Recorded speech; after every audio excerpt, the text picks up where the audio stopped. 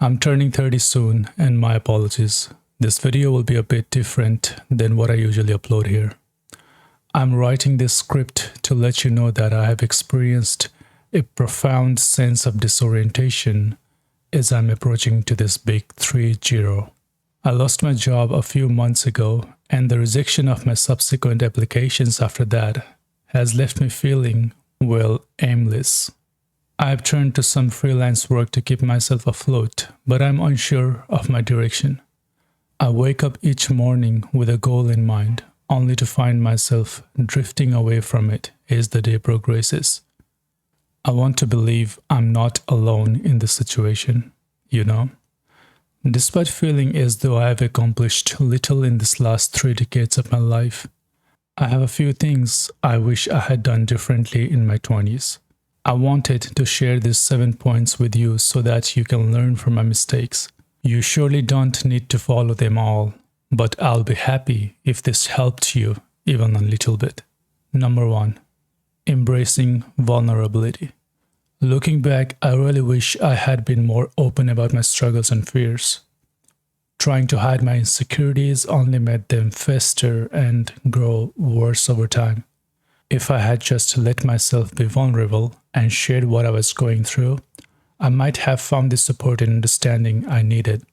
I did bottle up most of the things, and it turned out to be a mess, which was not really a smart thing to do. Number 2, self-care always comes first. I do have a habit of putting others before myself, and it really took a toll on me. Constantly prioritizing everyone else left me feeling burnt out and drained of energy. Taking a better care of your mental and physical health will make you able to give without feeling too exhausted. It's really important to remember that self-care isn't selfish. It's necessary. Number 3, ask for help. When you embrace your vulnerabilities, you will come to realize that it's okay to ask for help. I've always been the type to do things on my own. There were times when I was struggling, and I wish I had reached out for guidance instead of trying to figure everything out by myself. You already know this, but seeking advice from others can provide new perspectives and possible solutions that you might not have considered on your own.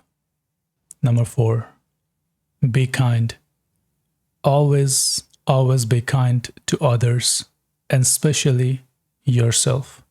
It's so easy to be hard on yourself, especially when things don't go as planned.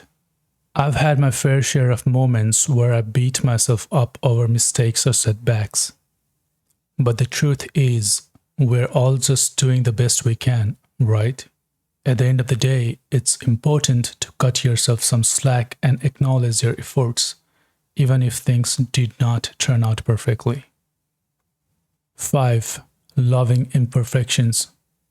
I spent way too much time trying to be perfect, whether it was in my work, my time with my friends, or my appearance. I was constantly striving for an unattainable standard. Like I really wanted to get things done perfectly, I wish I had embraced my flaws and quirks instead of trying to hide them. It's okay to be who you are. Trust me, at this point I can say this. Perfection is overrated. And our imperfections are what makes us unique and likable. Number 6, having realistic goals. Right after talking about these imperfections, I have to bring this up. Having an unrealistic goal. I have done it and still do, but this usually leads to disappointment and a feeling of failure when you cannot meet those expectations. I have learned that setting realistic, achievable goals are much more effective. It allows you to make steady progress and feel a sense of accomplishment, rather than constantly feeling like you are falling short. And the final point I can share is staying curious. There is so much out there to explore and learn about, and I wish I had taken more advantage of that. Well, I wouldn't say I wasn't 100% not curious about stuff, but I could have been better. I sometimes got stuck in routines and didn't make the effort to pursue new interests and passions. I mean, you already know this, but staying curious and open to new experiences can help you develop new skills. And who knows what better opportunities might come through for your future self just because you became curious about something today. Well, after all that, I also want to express that I don't regret the decisions I made in my 20s, but I'm grateful for the lessons I have learned. I'm ready to make the most out of my 30s and avoid the mistakes I made during those days. I have tried making many videos on this channel with new styles and variations just to see what sticks. But I felt so much better when I was making this video. The sheer idea of my video might help at least a single viewer gave me all the willpower I needed. I will dedicate this channel to my personal growth and development, and I will share what I've learned along the way. You are not alone, and I would like to believe I am not alone either. Thank you for watching, and I appreciate each and every one of you. I really do. Let's grow together.